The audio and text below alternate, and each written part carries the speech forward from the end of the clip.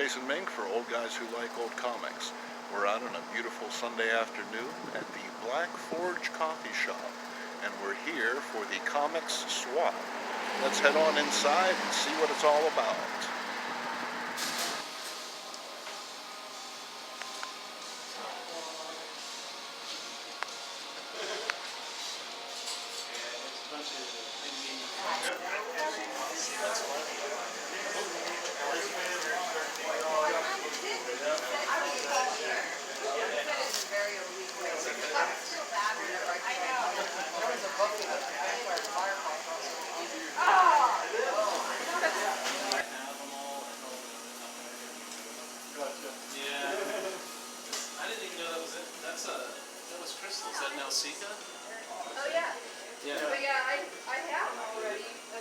Ooh, lots of comic books, kids.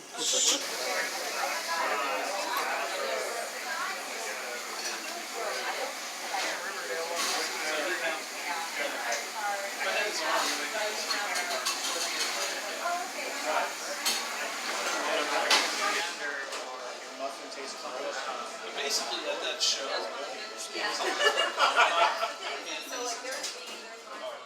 So ultimately, I find that store model is a distillation of ideas that I've been working on over decades. And what the hell? God damn it! Give me this, Gary. What is this? No one wants to see this. Dear God, man, that's just perverse. That's unreal. You know, I take 2 minutes to go to the Black Forge Coffee Shop Comic Swap in Allentown, Pennsylvania, and you go and pull something weird like that. I don't know what to say, folks. Welcome to Having a Drink with Mink. I'm your host, Jason Mink, and I'm having this drink. I like to feel that I've earned it. It's the dog days of August, and things are really starting to wear. Let me tell you. Sweating through my short box. Right off the bat, I'm coming back from the Black Forge Coffee Shop Comic Swap, and that was put on by Dan Greenwald. Dan's a great guy. I just met him for the first time. He's a real cool dude. He loves old comics like the rest of us. Dan puts on a podcast. That's the Comic Book Pit podcast. You can find that at comicbookpit.fireside.fm. Starting in 2008, Comic Book Pit became Pittsburgh's longest-running comic book podcast. Co-hosts Dan Greenwald and Scott Hedlund formed the show with the intent of bringing a fun conversational atmosphere to both longtime comic book fans and new readers.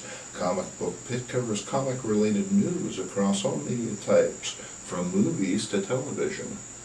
And not only do they do that, but they host the Comic Book Swap. I made it a point to bring a short box of my stuff on down, and lots of other fellows brought their stuff on down as well, and we swapped some books out. Some folks found some stuff that I had, I found some stuff that other folks had. Found it compelling. I'll show you a few things here. Right off the bat, we have James Nagayan's Jonas.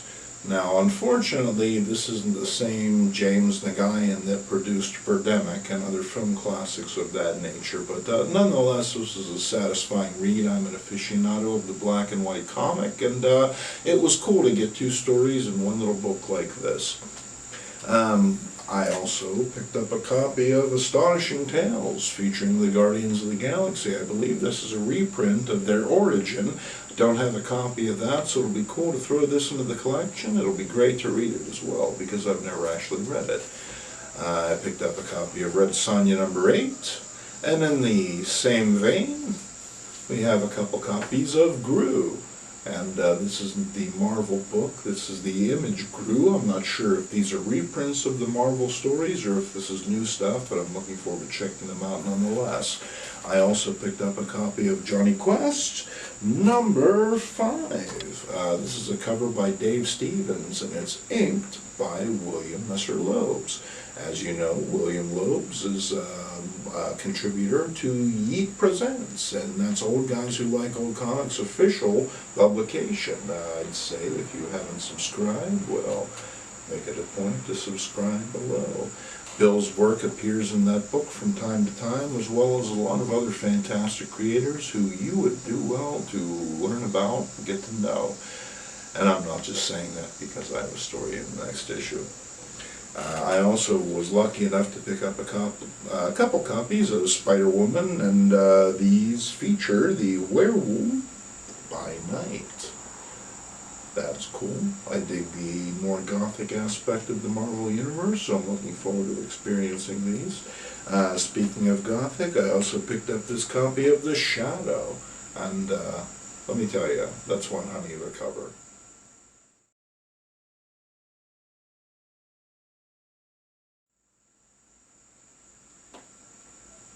We also have Red Circles, Shield #1. This is when they attempted to restart the character in the mid-'80s. I started reading this, and it seemed pretty compelling. We may actually take a look at this a little bit later on in our Beta Reader Spotlight. Picked up a few copies of the Saga of the Swamp Thing. And in spite of the movie picture on the cover, this would appear to just be a Swamp Thing comic, and they were just tying the movie, just trying to catch a little heat. Picked up a copy of the Defenders number 52, and this cool Ghost Rider number 10. Now what's cool about this is, hey, right on the cover it promises Ghost Rider versus the Hulk, but when you open it up, turns out there's an apology inside.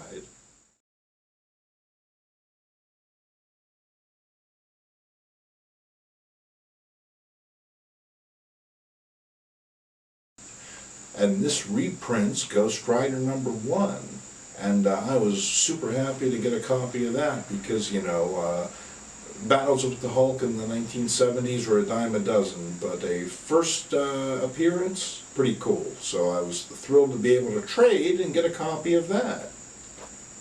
And I also have a copy of Walter Lance's Space Mouse, because, man, you can't get enough Space Mouse in your life. I know I can. Also ended up with a copy of Jack Kirby Collector number 61, and pretty excited about this. This is a $10 magazine. Ordinarily, I missed the boat when this magazine started. I would see them periodically, but I was never in a position to actually pick them up with any consistency. But just looking at it, I can tell that you can jump in any time with a book like this because it's full of beautiful artwork. And I'm sure compelling anecdotes from historical figures that we all know and love. And I'll certainly let you know what it's all about on the inside. And wrapping it up, I also found this remarkable comic book artist. Now this would appear to be a reminiscence of Will Eisner, talking all about the man, the creator, his vision, his works. And there's a tremendous amount to this book. There's a lot of artwork in here. There's a lot of creator commentary. Definitely have to take a look at it down the line a little bit closer. But it was a very cool thing to find in a comic book swap. I made it a point to bring a lot of Bronze Age books, Bronze Age readers, the sort of thing that I would talk about in the group, even post about. And didn't get nearly as many takers as I thought, to be honest with you. A lot of the books that people brought were newer books. A lot of the conversation gravitated towards contemporary comics that I wasn't even hip to. So, went to show me, boy. At any rate, it was a swell little get-together, and I highly recommend that you check out that podcast down the line. Right here, in fact, we got a Comic Book Pit at Facebook.com, Comic Book Pit at Twitter, Comic Book Pit at Gmail, if you want to send them a letter. And we're going to take a look at a little bit of mail now, because I received a little bit of mail, from Barry Kenley, a little bit of mail, and I'm not sure what this is. Please do not bend. can't seem to do it. Nor should I want to.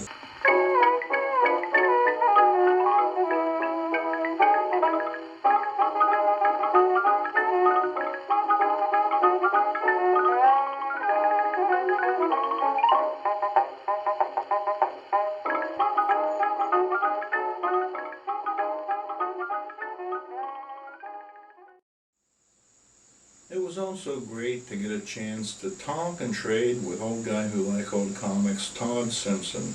Now, Todd's a Pittsburgher like myself, and he is the co-host of Nerdcore. You can find Nerdcore on YouTube. That's also where the old guys who like old comics have their shows, so check us both out. Why not? And wrapping things up, we're going to talk a little bit about Yeet Presents. What's Yeet Presents, you ask? Well, let me tell you. Yeet Presents is the premier black and white anthology of 2019, produced by old guys who like old comics member Mink Jones. Yeet Presents brings you the finest in contemporary art and stories by today's cutting-edge creators.